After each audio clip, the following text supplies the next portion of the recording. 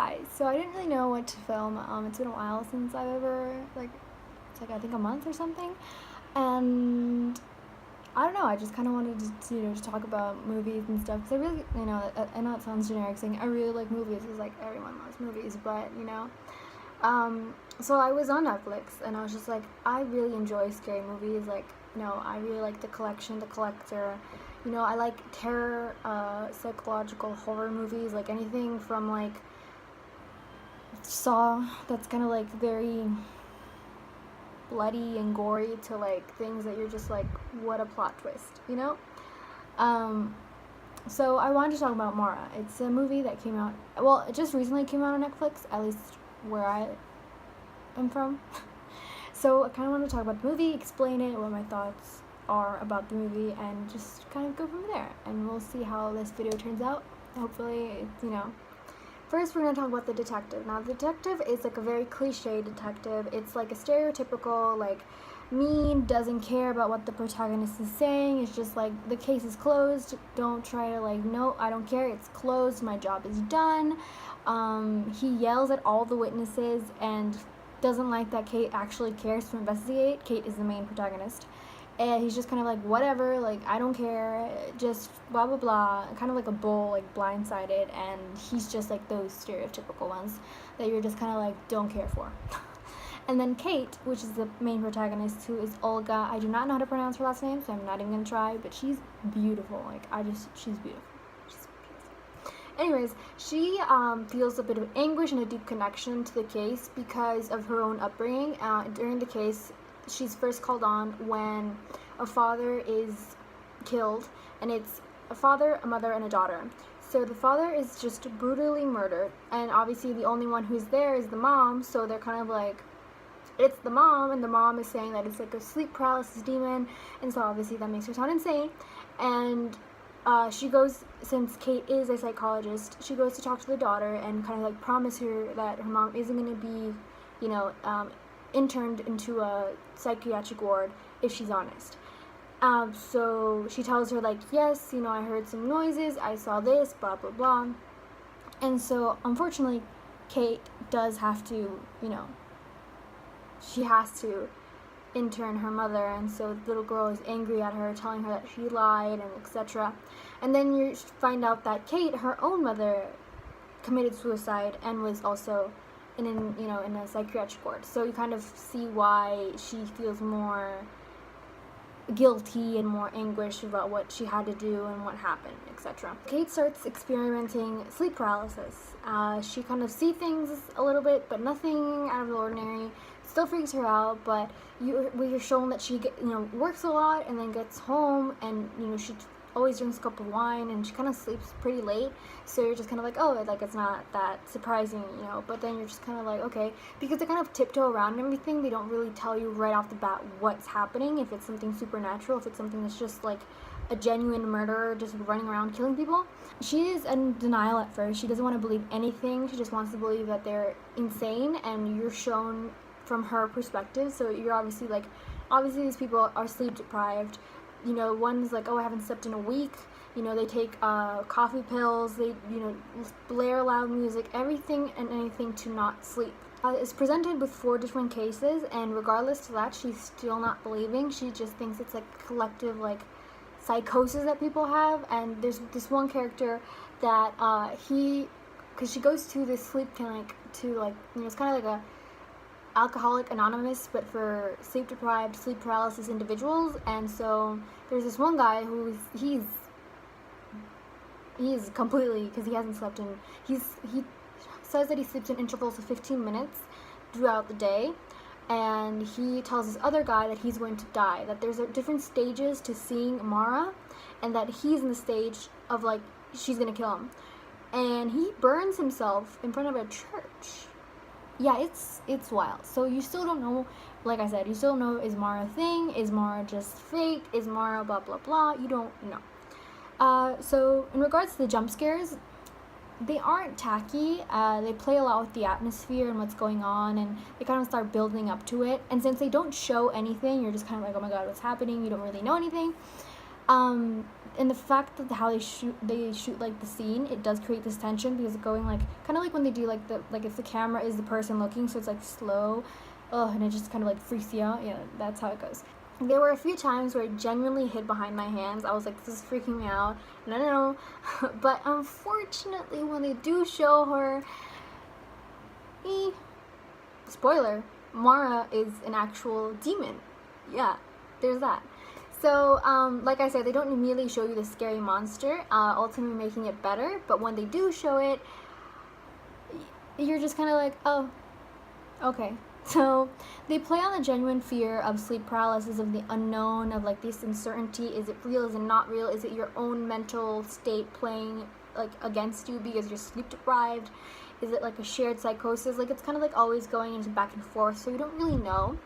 And since they don't really, and even when they do show you Mara, like not specks of her, like her arm or whatever, not her fully faced face, you still are kind of like, because then you see that Kate wakes up or like just jolts open like her eyes and then she's not there anymore, so you're still kind of like, there are 4 stages of seeing Mara. The first one is you see her. The second one is that you have red eyes. So they are explaining it that it only happens in certain cases. By the way, the person who explains this whole entire thing is Dougie, he's a guy who told the church person who burned himself in front of the church that he was going to die. And Dougie was friends with the dad who was murdered, and he was the one who's kind of warning everyone because he was like, you're all going to be dead, and so he kind of comes off as the murderer, and they actually arrest him because Kate tells the detective, like, this guy is Dougie, this is who the mom was saying that, was fighting with their husband and blah, blah, blah. Unfortunately, it's all too late because the mom gets murdered in the psychiatric ward, so more guilt for Kate. Anyways, Dougie explains that there's different stages of seeing Mara. So the first one is actually seeing her, but there's some people who see her and that's it. To the people who get there's a red dot in their eyes, that's the second stage. The third stage is that she stands on your I tried to say throat and chest. She stands on your chest and grabs your throat. The fourth stage is that you see her awake, like you're completely awake and you just see her there. And the fifth stage is that you die, which is why some of them are on the fourth stage, so they're trying really hard not to fall asleep and to be as awake as possible, because to try to avoid gruesome death, because she snaps your neck. So there's that. His whole story that he gives, like he literally, it's a lot of exposition, but I feel like it wasn't done in a really bad way. It felt very genuine, even though they were throwing stuff at you. It made sense because Dougie was the one who, because Kate is just like us, we don't know anything, and so Dougie is the one who kind of tells you everything what's happening. So he explains the whole entire timeline, that how she's been present in history for years and has come out when there's like this big not trauma but like event like that has murdered a lot of people, killed a lot of people. Like she comes out in large atrocities essentially, so they're kind of confused because they're like, well, why is she here now? Because there hasn't been an atrocity, nothing has happened. Anyways, so after that whole encounter, she completely ignores him. She's like, he's insane, blah blah blah blah blah. His advice is for her to find the connection, because if she finds the connection, she'll be able to like stop Mara. But she's like blah blah blah blah blah. And instead she visits the sleep paralysis doctor. I forgot to mention there was a doctor inside, in the group there's a doctor trying to explain to everyone what is sleep paralysis, what can you do, blah blah blah. So she goes to him and tells him, and he's like, obviously any like normal human would be like, it's not a demon, like it's just you're tired or whatever. So he reassures her that everything will be fine, that no harm will come to her, it's fine, that she won't die, right? Sure.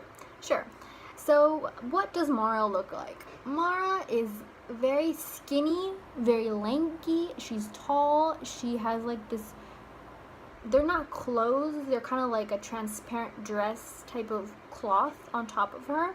She has wet, long black hair and black fingertips. She kind of looks like very old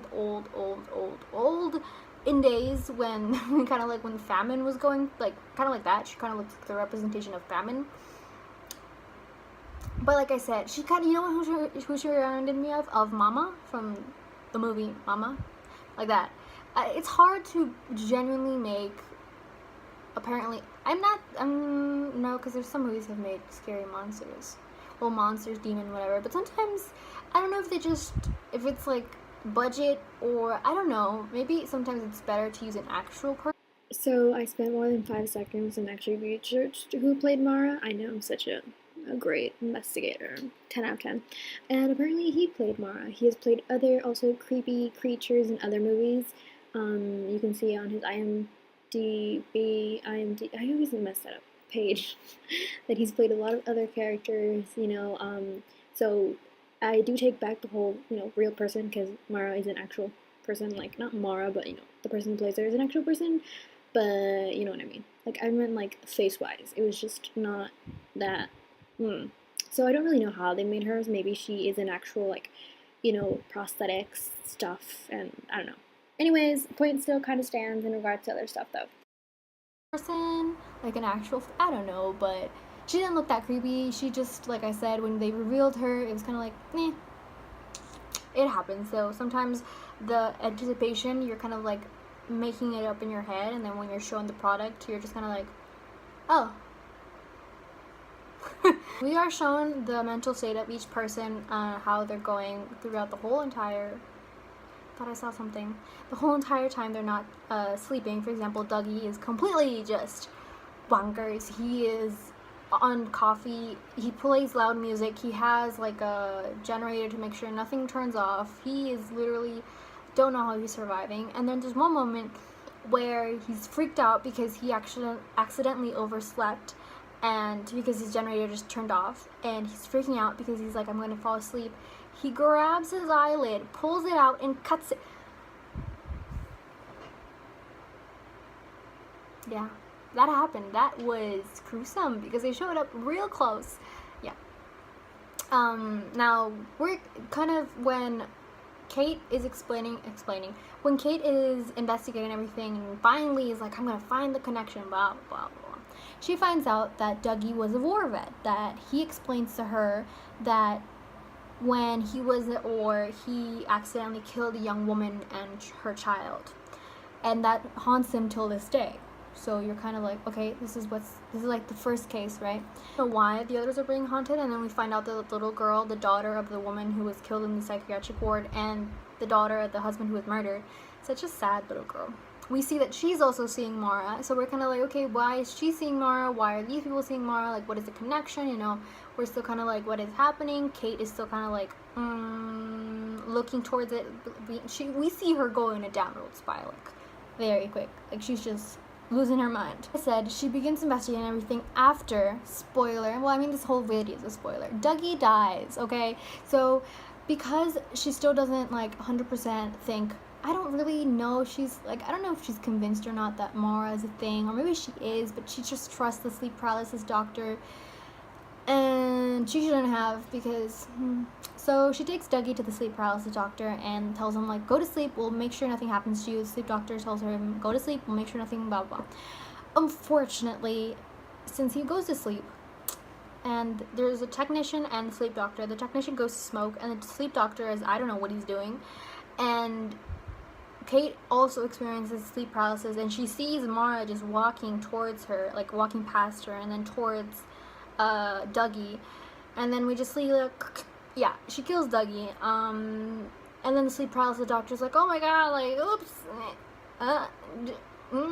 and he wakes up Kate, and the detective comes to investigate, and it's just this, like, okay, people don't listen until someone's dead, but, like, I get it, but still, okay. So, like I said, Kate goes, investigates, trying to find the connection, because now she's really freaked out, because obviously Dougie has been killed, and that does hurt, because you do empathize with Dougie, and since we're shown that they're kind of, like, becoming friends in a way, yeah, it was kind of sad, because he did trust Kate, like, he did trust her, and she did trust him, even though he was a little bit crazy, but, like, that poor man hadn't slept in, like, weeks. So now we find out what the victims, what they did, and etc. So Saul, who is the guy who, placed himself up in flames in a church, he killed his mother. Yes. Matthew, which was the dad, cheated on his wife, Helen felt guilt for Matthew's death, and Dougie killed in Iraq. And then Takashi, who was one of the first bodies that she found in connection to Dougie way back when she thought Dougie was like the mass murderer. And apparently Dougie and Takashi were the ones who were investigating Mara because they were the first to see her. So apparently Takashi was a chef back in Japan, and he bought cheap food, and he ended up poisoning a bunch of people, and he killed 30 individuals. And so Mara followed him from Japan, and so when he got here, well, Mara was like, open season, let's just go find people to go kill. So yeah, Mara was following him. He was the tragedy that had occurred. So what we understand from all these cases is that the reason that she follows these people is guilt. She kind of feeds on their guilt, guilt for killing someone, guilt for cheating on someone, guilt for murder, guilt for, feelings of a loved one. So it's guilt. So then the ending, the final count. Nope, not gonna say that. So we're seeing the little girl and Kate. Kate is like, oh my god, they're gonna go kill the little girl, because the little girl is seeing Mara as she's awake. Like, I don't know how she just like quickly went through all the stages, but I mean, maybe it's because she's a little girl and she didn't know anything, so she would still sleep like normal. I don't know, they didn't really explain that. And I'm like, wow, are they really gonna show us this little girl being like straight up killed? No, because Kate gets there. Kate explains to her that it's not her fault, that her mother, that it's her fault that her mother died, not the little girl's fault, that she was just doing what she was told, and that, she shouldn't harbor guilt. And so the little girl tells her, like, she kind of like accepts it and tells her to not feel guilt either, that it wasn't her fault that her mother died. But Kate doesn't accept that. She still has that guilt. Thus, she ends up dead. Yeah, she ends up being killed. This whole time you're rooting for Kate, you're just like, but Kate just couldn't let it go. And bye-bye. Yeah, such a very crude way of saying it, but yeah, she's killed at the end. And that's it. They just cut off of her being dead. Well, her being killed. So even though Sophie, forgot that was the little girl's name, told Kate that she was forgiven, Kate didn't forgive herself. And now, what did I think about that part of guilt? There's this other movie, for the life of me, I can't remember, but it's this movie where there's like this creature that he also like kills for like guilt or stuff. And so, but he kills people like immediately. Like, for example, there's this one mom where her son was murdered, and then the next day, like, the monster demon appears and tells her, like, you need to let it go. And if she doesn't, he kills her. And it's like, it's been a day, man. So with this guilt thing, like, for example, they did well with Dougie, because they explained that he went to war a long time ago, so obviously that guilt was harbored for a very long time. I feel like it was all just a bad luck. It was all Takashi's fault. They don't really explain how she works. Obviously, we do see that since Sophie like forgave herself and let go of the guilt, that she wasn't. Well, we're assuming that she wasn't killed, right? But assuming that she wakes up from the bed, like, because she's in a hospital, when she wakes up and she sees Mara disfigured and dead, she's gonna feel guilty, and it's this weird, like, try not to think about it too much, because then you're just like, we could all be killed because we're all feeling guilty about something. And Helen was literally killed because she felt guilt over her husband's death. And like, a lot of people in any normal like scenario would feel guilt of someone passing away, of someone blah blah blah. So the fact that Mara's out here just chilling and killing people, it's so yeah, when you think about it too much, you're just kind of like, this can have a lot of like inconveniences, plot holes, or whatever you want to call them. But if you just think about the hour and a half that you're watching of the movie, it's quite interesting. It's really good. The characters all felt like characters. They weren't like one-dimensional. Even when they're like a little bit insane, sleep deprived, they were still giving like, they still feel like people, and you still worried about them. Even Saul, who was the guy who burned himself in front of, like, he was given like this scene in the sleep clinic, sleep anonymous, I can't speak, sleep anonymous, whatever. you know, he's talking about how this fear that he's harboring because, like, he literally is even wearing glasses with, like, tape on them so he can't see her when he's awake. Like, it's, like, a lot. Like, it's, I like how they play a lot with the human mind and how easily breakable it is. And I know that's kind of like, wow, but it is. You know, you see these individuals sleep deprived, completely walking like fearful for their lives because they're seeing not all of those who are in sleep clinic were seeing Mara, or we're seeing an actual version of Mara, or we're seeing other things, like another woman who wasn't even on Mara's list apparently. It was like, I see demons, you know? And so it's like these people who aren't seeing actual demons like Mara still feel for their life because sleep paralysis plays tricks on you, you know? Your mind is playing tricks on you, and it's like, it's really eye-opening to say the least. I really enjoyed it. I do think the movie, like I said, I could have, no. The thing is, if you explain Mara too much, I feel like that would have just made it more complicated, whereas if they left it so, like, open-ended, people could make their own analysis, or they just like, watch the movie and just let it die. But I would have loved Kate not to die, just, you know, would have been fun. It would have been like, oh, you know, but at the same time, realistically, Kate had this guilt for years. Like, she felt guilt over her own mother for years. So, just like Dougie, it wouldn't have been an easy scenario for them to just be like, okay, bye, I don't feel guilty anymore, you know? So, like I said, I really enjoyed the film. I really liked it. I know this isn't really an analysis, like, explained super wow video, but I just wanted to put my 2 cents in and kind of explain generally I can speak English, in general, what the movie consisted of and what it was about, because, you know, I think it is a good movie. It's from like 1 to 5, I would give it a 3.6. It's not a bad movie, it's not a great movie, it's above average movie. Plus, Olga is very pretty. I'm genuinely saying this woman is pretty. But yeah, so, yeah, that's all I got to say about the movie. Mara is not the worst, not the greatest, a little bit of a best movie, but not that much. So, do with that what you will. So, bye!